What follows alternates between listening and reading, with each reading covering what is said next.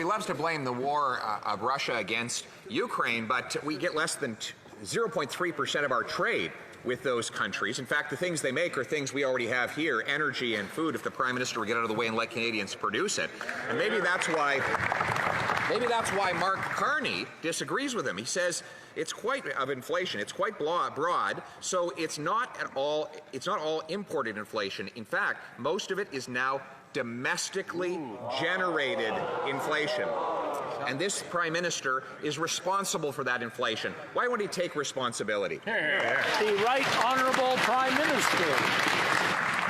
Speaker, we know Canadians are struggling with the ability to pay their bills, with their abilities to support their families, with their concerns for the months ahead. That's why we've stepped up in terms of helping them. We're delivering help as a doubling of the GST rebate over 6 months with a check that should arrive in the coming weeks in Canadians' bank accounts. At the same time as we're moving forward with support for low-income renters and help for kids under 12 to send them to the dentist. Unfortunately, despite the Conservative leader's rhetoric, he is not supporting support for renters and dental. Why isn't he supporting?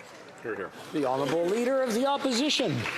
Well, it's $500 billion of inflationary deficits that have bid up the cost of the goods we buy and the interest that we pay. Inflationary taxes are making it worse, including a tripling of the carbon tax, which will raise home heating prices. Maybe that's why Mark Carney, the future leader of the Liberal Party, is saying, and I quote, "But really now inflation is principally a domestic story." So he disagrees that it can all be blamed on the rest of the world. So who should Liberals believe? Their current leader or their future one? The Right Honourable Prime Minister.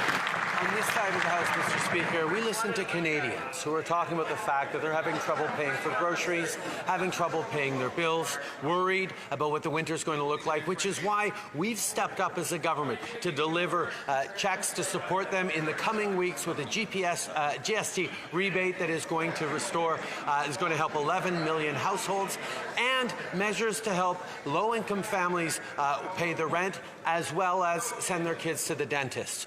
Why isn't the Conservative Party that says it cares about affordability stepping up to support on rental and dental? Why won't they support Canadians?